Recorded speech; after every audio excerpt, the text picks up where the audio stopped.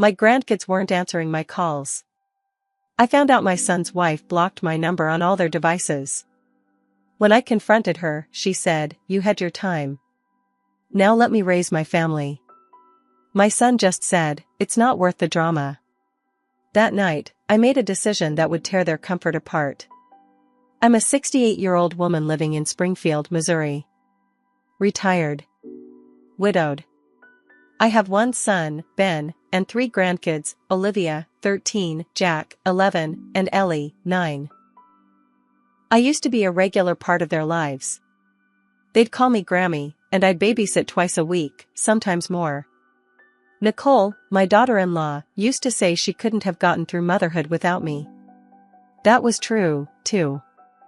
I helped a lot. From the day Olivia came home from the hospital, I was there. Late nights. Vomit on my sweaters. Playdates. Doctor appointments. Birthday planning. I never asked for money. Never asked for anything, actually. Then, over the last year, the calls slowed down. Visits stopped. At first, I chalked it up to middle school schedules and sports. Kids grow up. I know that. But the silence kept getting louder. I'd call them after school, no answer. I sent gifts for birthdays, no reply. I sent a handmade quilt for Olivia last Christmas, and no one even texted to say it arrived. I called Ben one night, and he picked up, distracted. He said, "Things are just busy, Mom. We'll catch up soon." That was 2 months before this story really began. What pushed me to dig deeper was something small, but it stayed with me. I was at the Walmart pharmacy when I ran into Cheryl, a woman who lives in my son's neighborhood. She mentioned she saw Nicole with the kids at the pool. She was talking to someone about cutting off toxic family. "You weren't sick or anything, were you?" I told her no. Then she said, "Well, I don't want to stir the pot, but it sounded like she meant you." I stood there in the shampoo aisle with my stomach twisting. When I got home, I tried texting the kids again. Nothing. Then I had an idea. My friend Judy was over, and I asked her to call Olivia's iPad number from her phone. Judy rang it. And just like that, it went through. I used my number again, straight to voicemail. I tried Jack's number. Same thing. That's when it clicked. Nicole had blocked me. She blocked me from my grandkids. Not just her. My own son must have allowed it. Maybe even helped. I didn't sleep that night. I sat in the living room staring at old photo albums, flipping through pictures of Olivia in diapers, Jack covered in finger paint, Ellie sleeping on my chest. I cried. Not the loud kind. Just the slow, heavy kind where tears fall and your face doesn't move. The next day, I drove to their house. No warning. Nicole opened the door, looked surprised, and then forced a tight smile. "Hey, this is unexpected. I need to talk to you," I said. She stepped outside and shut the door behind her. I told her what I knew. That I figured out she blocked me. She didn't deny it. "I did," she said flatly. "Because you don't know boundaries. You've been overstepping for a long time." I just stared at her. I couldn't believe how calm she was. "You had your time," she said. "Now let me raise my family the way I want." "My time?" I said. "You think being a grandmother has an expiration date?" She didn't even blink. "It's not healthy for them to feel like they owe you constant attention. We're creating our own space now." I wanted to scream. But I didn't. I asked her to get Ben. He came out, looking irritated like he was dealing with a telemarketer. I told him everything.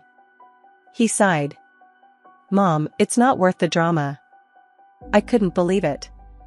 My only son, standing there, choosing peace with his wife over truth. "I helped you raise those kids," I said. "And now you're just letting her erase me?" He looked at the floor. "We just need less noise. Nicole needs less stress. The kids are happy. I drove home shaking. I was humiliated, heartbroken, but mostly furious. That night, I sat in the kitchen with a glass of wine and opened my laptop. They thought they had all the control. They thought they could quietly push me out and move on with their little life without consequence. But they forgot something. They forgot how much I know. They forgot how much they owe me. They forgot that comfort doesn't last when it's built on lies. I wasn't going to go away quietly. No. I was going to hit them where it hurt. And I already knew exactly how to start. I didn't act right away. That's not how real revenge works. You don't throw fire when you're still shaking. You wait. You learn. Then you strike. I started small. The first thing I did was call the kids' old elementary school. I used to be listed as an emergency contact. I asked if I still was. They checked. I wasn't. Nicole had scrubbed me out completely. I checked the family photo album on Facebook. Gone. Not just unfriended, blocked. I checked Instagram. Same thing. Nicole had erased me from their world like I was some ex they didn't want to remember. Like I hadn't given up 10 years of my life for them. So I made a decision. I started talking. I went to church that Sunday and stayed after the service. My pastor knows me well. So do a lot of the families there. I asked to speak to the women's group. I told them the truth. All of it. What I did for that family. How I helped them through postpartum depression, ear infections, job loss. How I made sure those kids never spent a night in daycare because I was there, even when I had the flu. I didn't cry. I didn't make a scene. I just laid it all out. People were shocked. Some were angry for me. Then I reached out to Nicole's mother, Carol. We've always had a polite relationship, but not close. I called her and asked if she'd heard what Nicole did. She said she hadn't. So I told her. Calmly. Just the facts. At first she tried to defend Nicole, but by the end of the call, she was quiet. She didn't tell me any of this, Carol said. I figured, I said. She wants to look like the hero. The next part was where things started to shift. I knew something about Nicole she didn't think I'd remember. Years ago, Nicole opened a small Etsy business. She didn't report most of the income because it was under the table. I know that because I helped her set it up. She sold handmade decorations, some copied straight from Pinterest without permission. I even helped her ship boxes from my house. She stopped using the account in 2021, but I knew it was still active. I also knew she hadn't paid taxes on most of it. I didn't go to the IRS right away. That wasn't my plan. Not yet. I made a different move. I sent her a letter. Handwritten. No return address. Inside was a copy of her old Etsy earnings from her dashboard, screenshots I had saved. And a note, if I'm so toxic, maybe I should share this with the right people. Or maybe I should start my own little blog. 1 post a week. With pictures. With receipts. 2 days later, I got a call from an unknown number. It was Nicole. Is this some kind of threat? She said. I said, no. This is a reminder. You don't get to bury people alive and walk away like it's nothing. She said, you're crazy. I said, and you're careless. Then I hung up. The next day, Ben showed up at my door. He looked tired. Angry.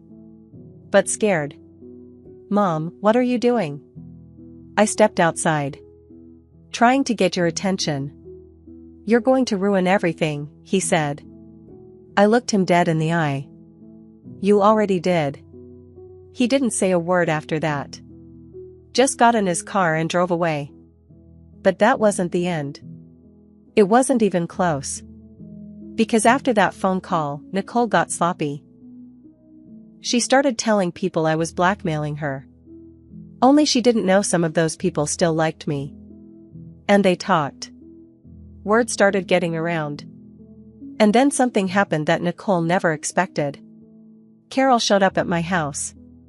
She sat at my kitchen table, took a deep breath, and said, "I didn't raise her to be like this." I stayed quiet. "She's been doing this to everyone," Carol said. Cutting people out, blaming them, rewriting everything to make herself look better. She paused. "Do you want help?" I looked at her for a long time. Then I said, "Yes." And that's when the real plan started. Nicole thought she had control. But she forgot something important. She married into this family. I built it. And I was going to remind her exactly what that meant. Carol didn't waste time.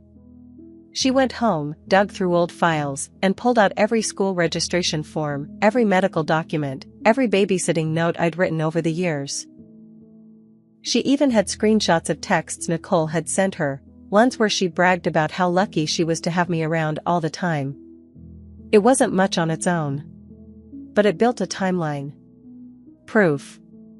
It told the real story. Meanwhile, I kept quiet. I didn't post. I didn't message Ben again. I didn't knock on the door. I waited.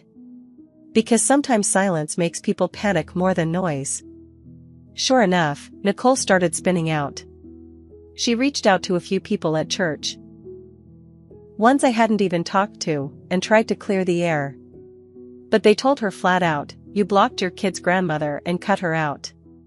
That's not a misunderstanding. That's cruel. One of them even told her, "If you're so sure she's toxic, why are you so scared of what she knows?" And then the cracks really started to show. Carol called me 2 weeks later and said, "You're not going to believe this, but Nicole's sister's husband, Kyle, told me she tried to convince them to block me too. Said I was manipulative for talking to you." I laughed. "So now you're toxic too?" Carol wasn't laughing. "I think she's losing control of the story." Good. Because that was the point. Nicole had spent the past year rebranding me as the clingy, nosy grandma who wouldn't let go. Now people were seeing the truth. She was the one obsessed with control. With erasing people. But this isn't where the story ends. Not yet.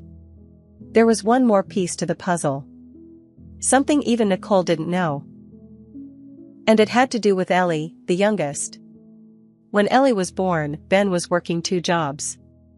Nicole was still recovering and dealing with postpartum. For the first 6 months of Ellie's life, I took care of her every day. I bathed her. Fed her. Held her when she screamed for hours. And because of that, Nicole asked me, at the time, to open a joint savings account under Ellie's name. She said she wanted to start a college fund, and she trusted me to handle it. So I did. What she didn't know was that I funded it on my own for years. I put money in it every month. It wasn't a ton, but by last December, it had grown to over $18,000. I never told anyone. Not even Ben. And the account? It's still in my name. Ellie's the beneficiary. Nicole has no access. Now I had a choice. I could sit back and let them keep pretending I didn't exist. Or I could use what I knew, and what I controlled, to show them what it feels like to be cut off. I called the bank. I told them I wanted to make some changes to the account. When they asked why, I said, "I'm just setting some boundaries." But even that wasn't enough. Not yet. Because Nicole had one more weak spot. And I was going to press it, hard. Ben works in IT for a local private school. A job I helped him get through an old friend on the board. So I made one final call. To that same friend. I didn't lie. I didn't beg. I just laid out the truth. That Ben had quietly let his wife block his own mother from his children, that she was spiraling and burning bridges, and that his life was starting to leave a paper trail of cruelty. My friend didn't say much. Just said, "I'll keep my eyes open." I said, "That's all I ask." By the end of the week, Nicole was calling my house again. I didn't answer. I wanted her to feel what I'd felt. Alone. Unheard. Powerless. She'd stolen my voice. I took it back. But I wasn't done. Because what happens next? That's where the damage really begins. They thought silence was control. They forgot silence can be a weapon. And I was just getting started. It all came to a head 2 months later. Nicole finally showed up at my door. No call. No warning. Just her standing there on my porch with her arms crossed and fake calm stretched across her face. "We need to talk," she said. I didn't say anything. I stepped aside and let her in. She walked straight into the living room like she owned the place. Sat down in the same chair I used to rock her babies in. "I know what you've been doing," she said. I sat across from her. "Good. I want you to stop," she said, staring hard. "You're hurting your own son. Your grandchildren." I raised an eyebrow. "You mean the grandchildren you blocked me from? The ones who think I abandoned them?" She flinched. "I was trying to protect them." "From me?" "From the guilt. The pressure. You were always showing up uninvited. You didn't respect space." I laughed. One of those deep, ugly laughs that come from exhaustion and disgust. I didn't respect space? I fed your kids while you napped. I covered your mortgage twice when Ben was out of work. I wiped vomit off your walls. And you erased me. You cut me out like a tumor. Nicole didn't respond. I stood up.